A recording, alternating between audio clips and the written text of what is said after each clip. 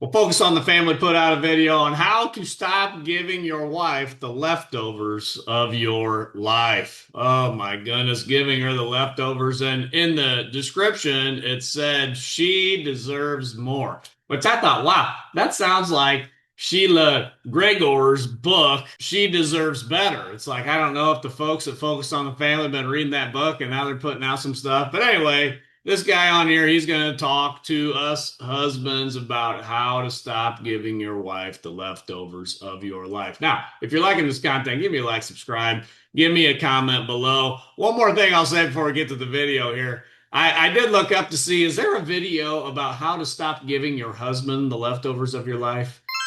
Yeah, no video anywhere on the internet with that title. So anyway, let's get to it. Hey, it's Greg Smalley. I'd love to talk to you about why godly self-care really matters for our marriage. So first of all, let's talk about why we get burned out. I mean, obviously we live in a hectic, fast-paced, busy culture. You think about working, raising kids, having a spouse, hobbies, friends, church. I mean, all these activities are competing for our time. And it's so easy to feel worn out and exhausted to where our hearts are just so empty that we have nothing to give. We can't give. Which now, what he should say in 2025 is, which is why 2024 was the lowest number of marriages in the United States on record. This could be a clue because we're doing marriage wrong. That is why there's so few people signing up for it now. I'd like Focus on the Family to actually talk about that a little bit. I doubt they will and why that is. But anyway, let's go on. He's saying though, hey, we're all worn out, but we need to recharge, focus on ourselves. This is good. I like this. This is actually some good content to start out with. What we don't have. So when we're exhausted and worn out, we're literally serving our family leftovers. And that's not our heart. And I certainly don't want to show up with my family worn out, exhausted, giving them leftovers where I'm probably now irritable and quick to snap at them. I really want to learn, okay, how do I make sure that my heart stays full of God's love? Right. So kind of the first step to this is you need to take. All right, I'm liking this. I'm liking this. How do I do self-care well so that I can love those around me? It's kind of like when the oxygen mask drops from the airplane, they say put it on yourself first before you help someone else, blah blah blah. Okay, all right, I'm on board with this. I'm on board with this. All right, I'm liking this content. Take Okay. care of you. That is actually your responsibility. Look at the greatest commandment. Love God with all your heart, soul, mind, and strength. So it's saying whole person, all of who you are, and then to love others as you love yourself. There's only two commandments there, to love God and to love others. The assumption that Christ was making is that you're already taking good care of yourself because that's his design. You and I am responsible for me. That's not my wife's job. My job as a full functioning adult is to acknowledge that I'm responsible for my whole being. All right. Now, wait, hold on a second now. When he says, I'm responsible for me, that's not my wife's job, I say, well, yes and no. Yes and no. I would ask, well, what is your wife's job exactly? Then what, in the days of old, I think it was viewed as the wife's job to make sure that her man was taken care of.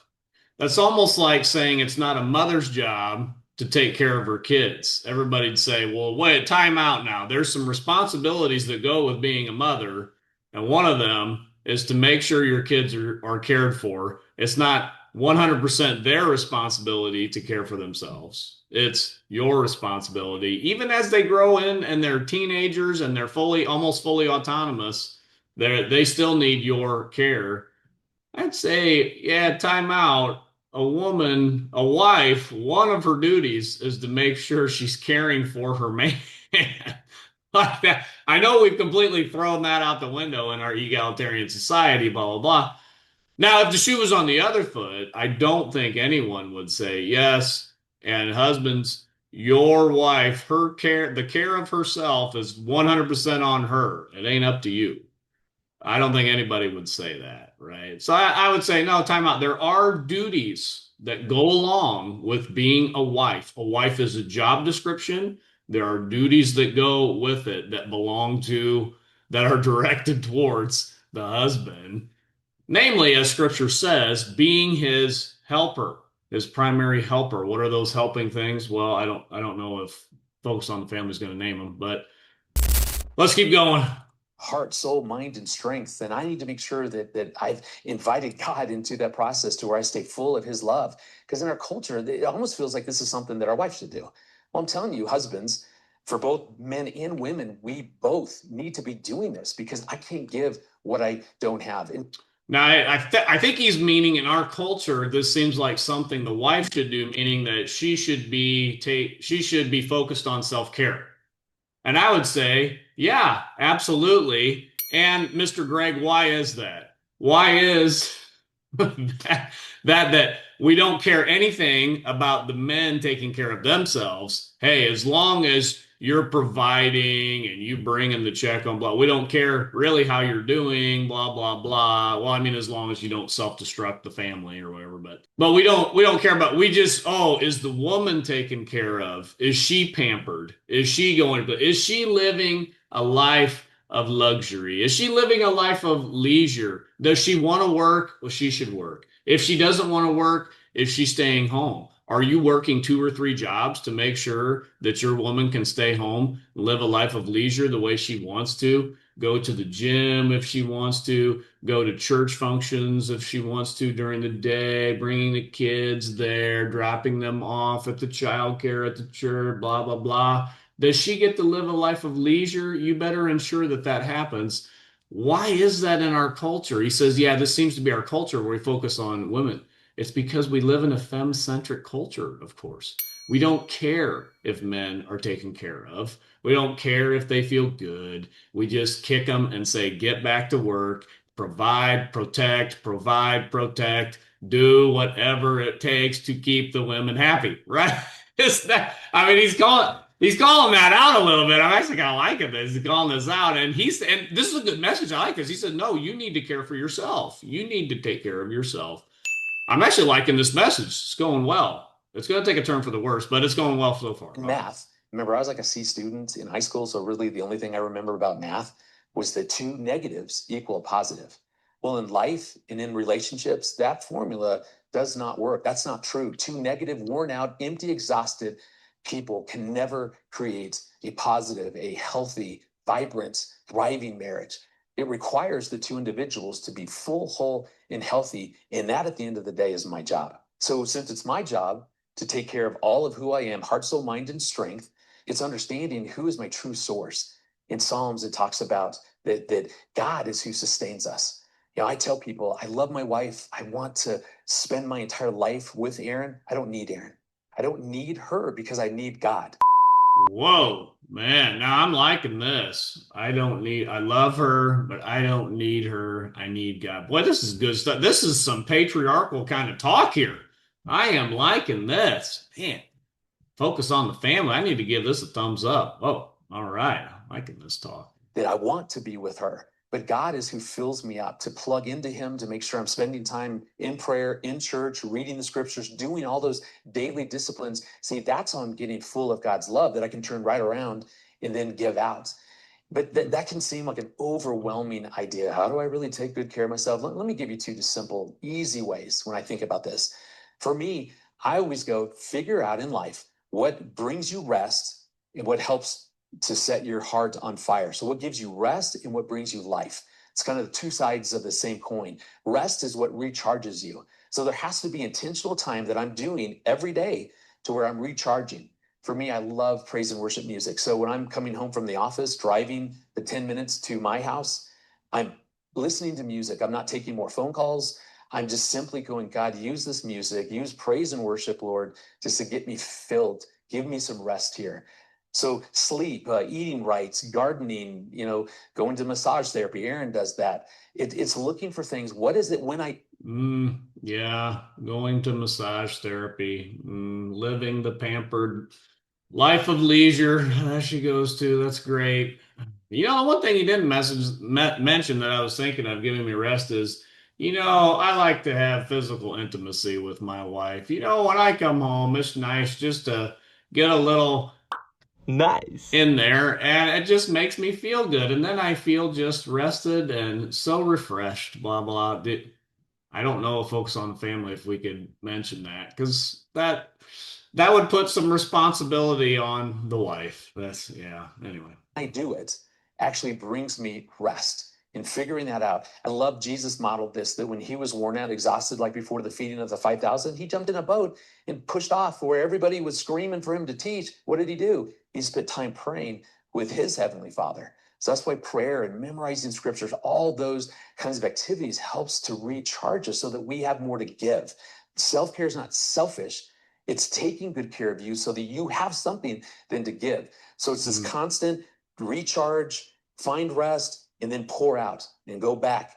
Ooh, I like this. I like this. Focusing on you so you've got something to give. You're not just completely worn out and somebody's just trying to kick the dog a little more to get him to come on. I like this is good stuff. I'm really liking this. I like that. All right.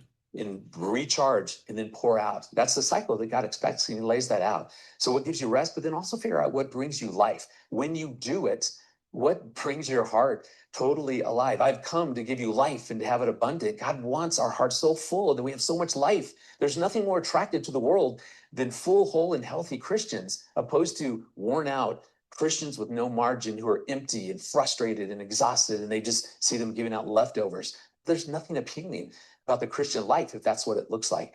Life-giving activities are just finding things that, man, when I do them, like fishing for me, going up in the mountains of Colorado to hike, to fish, something about being out in the wilderness, being in God's creation. Oh, my heart just comes so alive.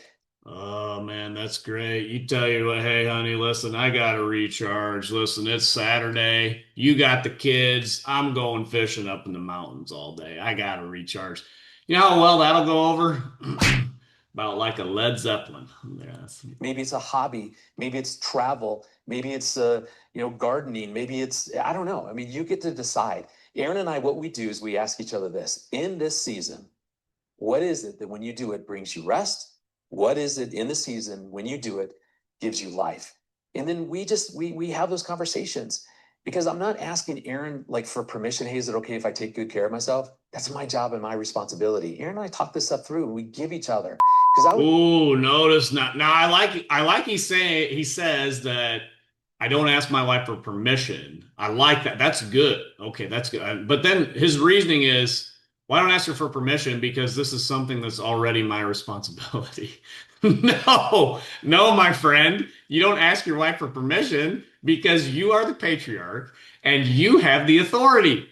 That is why you don't ask her for permission. It's not because this is your responsibility already. Like, oh my goodness. Like, I mean, man, what a good line of thinking. Wrong reasoning though. With oh my god. Okay, all right. I would say that would be the last point, that as a spouse, you are your spouse's greatest assistant in their journey to making sure that they're well cared for. This idea of godly self-care, that is Aaron's responsibility to make sure that she is. Hold on a second now. I am not my wife's assistant. Okay. I am not. No, no, wrong. That is completely and utterly biblically wrong. I am not my wife's assistant. She is my helper. The woman, the man was not created for the woman, but the woman for the man. She's my helper. All right, let's get that corrected. This is wrong. Doing that job for her. I get to come alongside as her assistant. Part of that is recognizing that family members will always fight you on this. So my youngest daughter used to get irritated when Erin would go to spin class.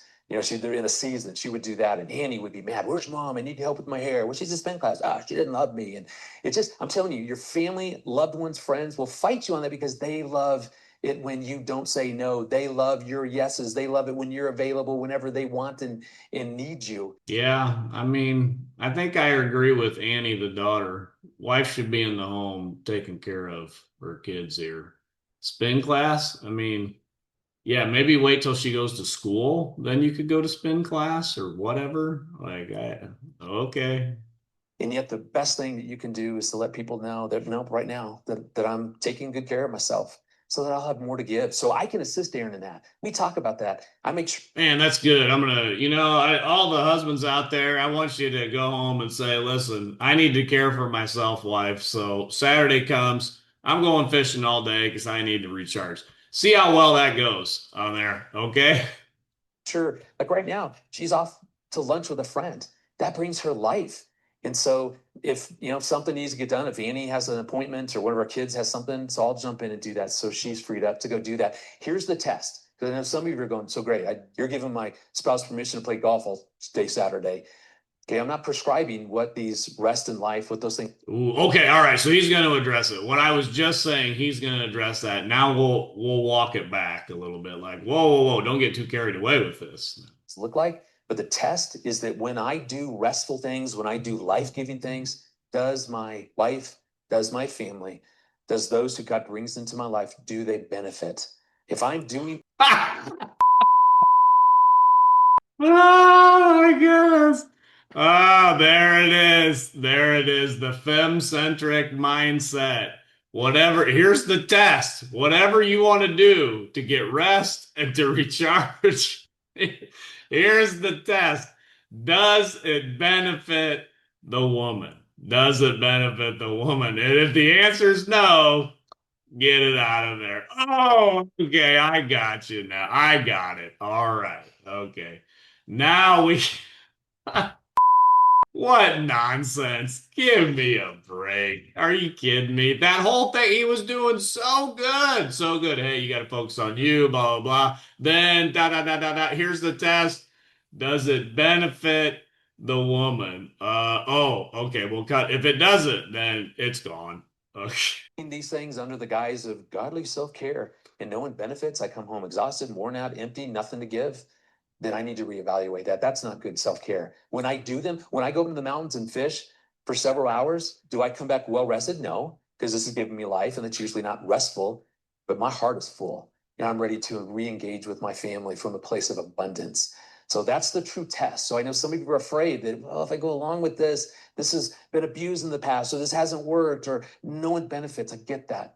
But true godly self-care means that I am abundantly full of his love and those around me will benefit. Well, gentlemen, good luck selling that to your wife, please. Ah, yeah, I got to go out there fishing because really, it's good for you. It's good for you, blah, blah. No, you'll be sitting at home, I'm pretty sure. If the test is this good for my, because who's going to judge? Now, here's the real issue. Who's going to judge whether this is good for the woman or not? Well, she is, of course. She's going to be the one that's the judge because obviously you're not an authority. So she will judge, and her judgment will be no, this is not good. So stay home, sit down, shut up, and watch these kids. All right. That's going to be.